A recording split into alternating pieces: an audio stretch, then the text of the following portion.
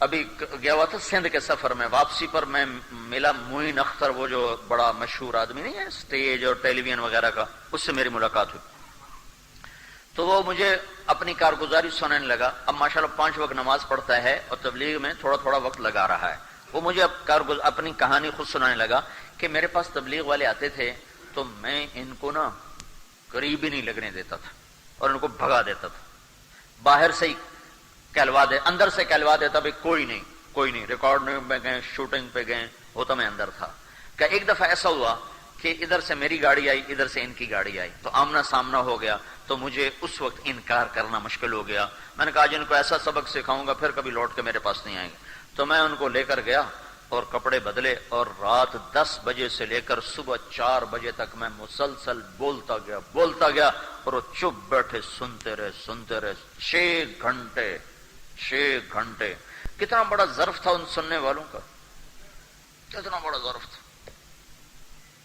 کہنے لگا میں نے سوچا اب یہ لوٹ کے میرے پاس کبھی نہیں آئے گا. میں نے اتنا ان کی ٹھکائی کر دینا، ہوں بندے دے پتر تو میرے کو نہیں ہوں ہیں.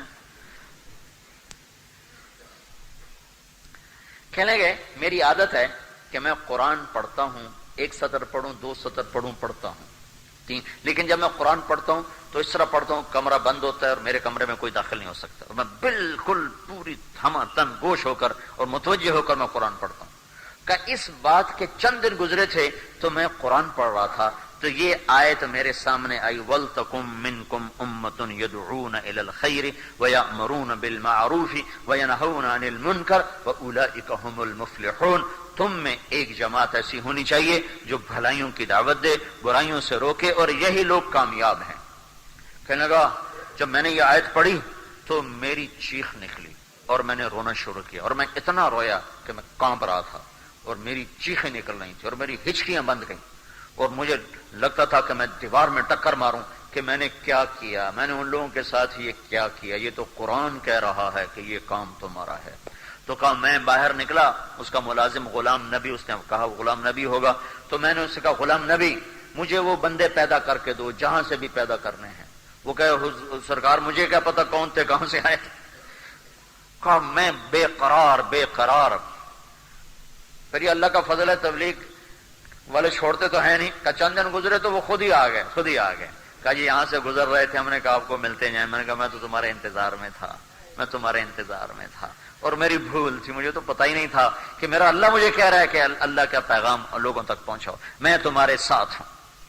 بس اب مجھے صرف ایک بات سمجھا دیں اور میں پھر کھلے دل کے ساتھ ہوں. مجھے ایک کھٹک ہے جس کی وجہ سے میں وقت نہیں لگا تھا کہ ادھر میں سٹیج پہ کام کروں، ادھر میں تبلیغ کروں. کیا یہ منافقت نہیں؟ بس اس وجہ سے میں وقت پورا نہیں لگاتا ہوں. میں نے کہا نہیں یہ منافقت نہیں ہے،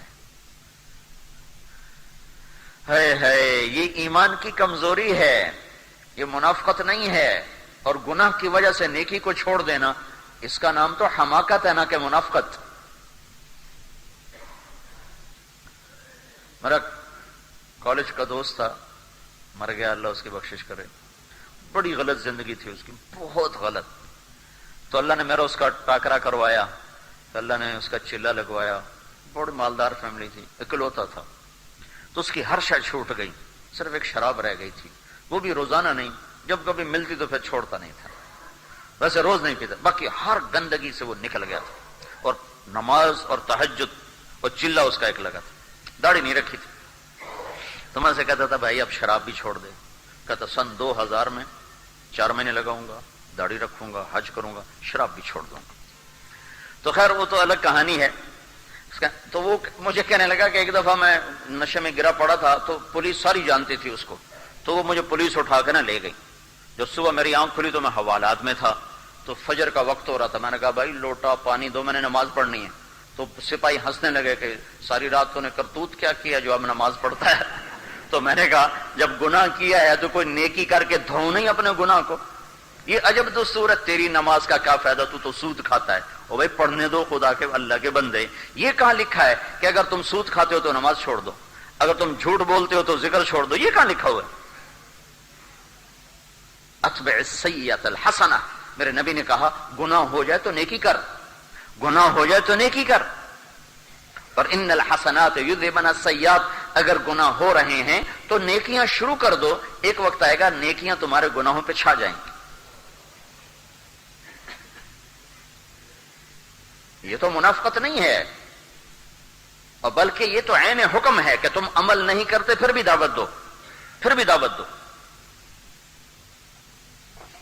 تبلیغ کا حکم ہر حال میں ہے، چاہے عمل ہے یا نہیں ہے۔